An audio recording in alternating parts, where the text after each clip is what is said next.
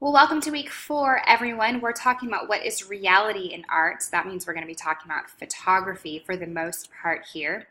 Before we jump into everything going on this week, be looking for your outlines. I will try my best to get those all done and back to you no later than Friday, but my goal is actually going to be to get those in by Wednesday. So we'll see if I get through them all by then. But be looking for those grades. Let me know if you have questions about any grades thus far that we have going on. So here we go. This week, there's no quiz because I want you to focus on those theory application papers. So I've purposefully taken something out so that you have more time to work on that, because these are a lot of points, this assignment. So this isn't something that I want you to just dial in. I want you to really put some time and effort into this. Make sure that you really apply any feedback I've given you from your outline when you get that back into your paper. Okay, so I do include this at the halfway point of the class because that's where we're at. So you can do this kind of by the end of the week. And this isn't anything that's required, but I like to do this survey as kind of a mid-course evaluation. And it's the exact same course eval that you do at the end of the class, just in a different format. And it just gives me, a chance to gauge the state of the class at this halfway mark. The feedback you provide here, it's important. It can provide me with information that I need to make any necessary adjustments for the remainder of the course. So if, there's an issue going on, I can know about it now and we can remedy that. So please just take a moment. It shouldn't take more than like 2-3 minutes to just go in and take that. It's completely anonymous, and it really does help me out to know, where you guys are at. Okay, we're reading chapter 8 on photography. This is a really interesting week and chapter. I love the subject of photography, and especially as it relates to this whole concept of reality. And so our discussion board this week is going to be about that. So I've given you a few little film clips to watch. One is about photographer Jeff Wall, and then there's one that's an interview with one of my favorite photographers, Cindy Sherman. And so you can just click here and here to view those. Now, this is a full episode of a show on modern and contemporary art, and you don't have to watch the whole thing. The whole episode is excellent, but you only are required to watch the section on her, and it starts at about 15 minutes and 30 seconds in the episode and ends at about 34 minutes and 50 seconds. So we're just looking at a little over 15 minutes here, close to 20 minutes that you need to watch for that. And the one on Jeff Wall, I believe, is about 10 minutes or so. So these are the questions I would like you to answer here. What is reality? Is reality interpretive? I want you to really consider the difference between the word reality and the word truth, because I think there is a definite difference there. And we're living in what, is kind of being called a post-truth society now, which is quite scary. And so there's a difference, and I think people are confusing the two concepts. So reality, can this be different depending on who we are and our worldview and our understanding of the world? Our interpretation is based on our experiences, right? So our experiences of the world shape the way we interpret it. Does that then shape what we consider to be real and not real? So I want you to consider all of these things, and especially when it comes to photography, we tend to think that, the camera is this thing that captures the absolutes of the real world, that it's just the camera, we've heard this saying, the camera never lies, right? Well, is that necessarily true? Because we know that images can be manipulated. We know that images, and you'll find this in this chapter, can choose what to include and not include in an image. So there's some room for play here, and it can be a really interesting conversation to be had. So what is reality? Is reality interpretive? Number 2, do you believe it is a photographer's job to represent reality? Why or why not? Use evidence from the text here to support your opinion. Number 3, how did Jeff Wall and Cindy Sherman blur the lines of reality in photography? So be sure to comment on at least one of your peers' posts to receive full credit. By the way, once these have been submitted and graded, and if I've said, you need to make sure you're commenting with your peers, I don't then go back and regrade and give you extra points. This needs to be done during the week when before the discussion board is due, at Sundays at midnight. Anything after that won't be considered for a grade as far as feedback goes, okay? because that's not really fair to those who did it on time and participated in a timely manner. So you might want to ask your peers, what did you think of these two photographers' work? Is there something you agreed with or didn't agree with what they said? Some interesting conversations can be had here. And I believe here in this discussion board, yes, I've already created a post called Home of a Rebel Sharpshooter. So I'd like you to read through this, and we're going to talk a little bit about Alexander Gardner, who was a Civil War photographer. And so this may be something that can help get some of the conversation going on this whole concept of reality and photography specifically. Okay, you also have a create assignment this week. So we have our self-portraits. And this is kind of going to be a little bit of a break from all the writing.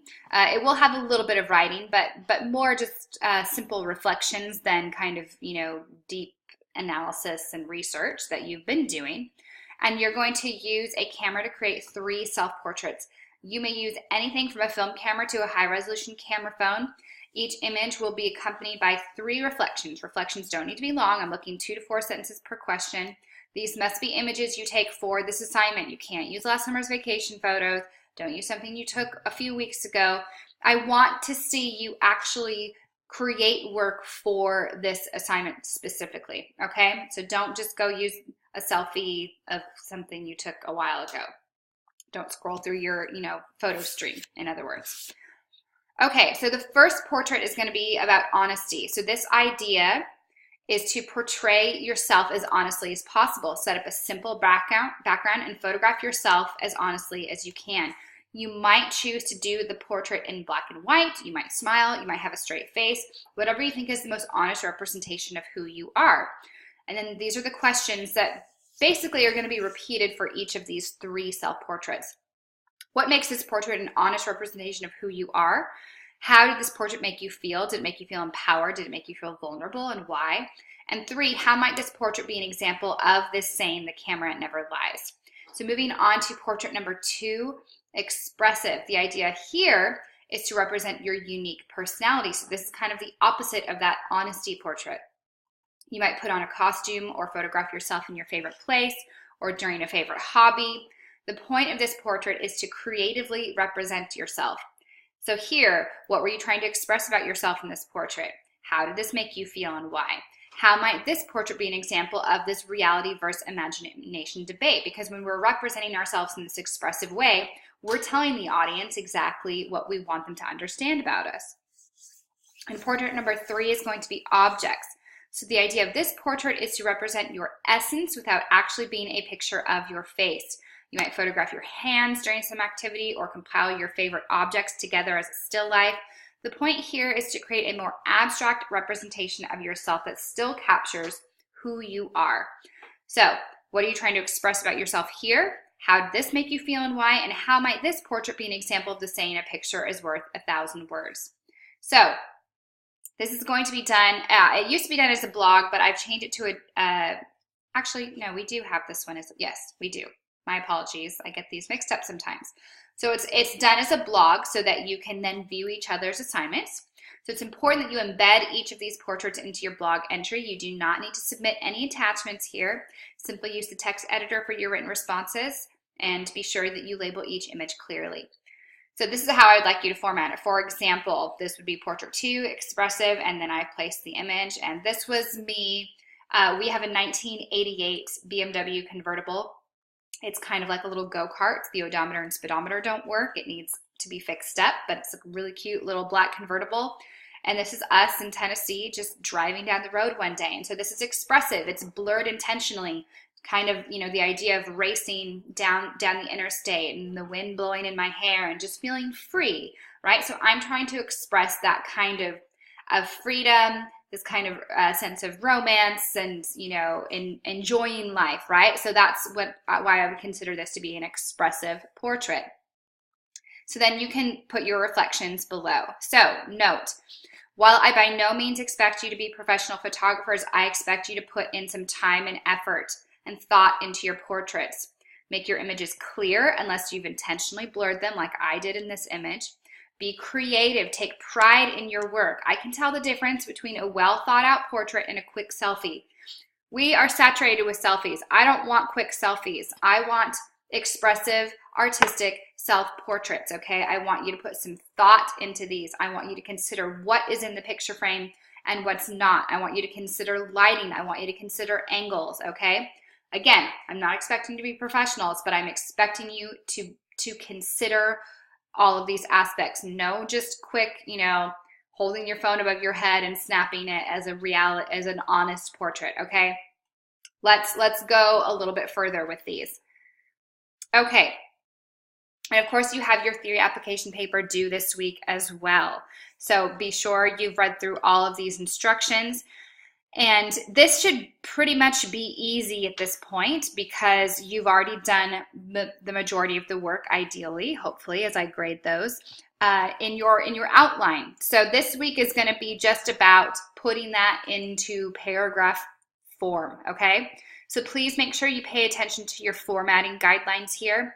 I want either MLA or APA standards. I don't care which one you use, just as long as you pick one and are consistent. Make sure you include the 2 chosen images embedded somewhere into your paper. These can be in an image appendix at the end. They can be right in the middle of your paper. Wherever you feel like they're the most effective and most relevant, you have carte blanche there. Just make sure they are cited appropriately. We know we need research from a minimum of 3 different sources. We need citations within the body of the text where appropriate. If you paraphrase, if you quote, or use research from any source, including the textbook, be sure to give an in-text citation for that information. These citations can be as simple as placing the author's name, followed by the page number, in parentheses after the appropriate information, like this. So I believe this is an MLA formatted in-text citation here. So when in doubt, use an in-text citation. Remember, first person narrative voice here, not appropriate in formal papers. No, I, me, mine. Be sure that you proofread your papers before submitting. If you feel that your writing needs further assistance, you can send your paper through the tutoring online, and you can see that link up here. So it is, let's see. Oh, sorry, there it is, up here. I was looking in the wrong spot. So it's right up here. And you can click that and then just follow the prompt and it will show you how to submit your work through the tutoring center. So if you do this, I'm willing to grant an extension, but you need to prove to me that you've submitted this to them, and because you can't necessarily control how quickly they get it back to you, but try and get things to them in a timely manner if you're going to do that, and just be in communication with me. Okay, any questions about the theory application paper, do not hesitate to ask me. I'm here to help you. Self-portraits, we got those due as well, and we have a discussion board. So again, no quiz this week. Questions? Let me know. Be looking for your outlines to be back ideally by Wednesday, by Friday at the latest, and have a great week.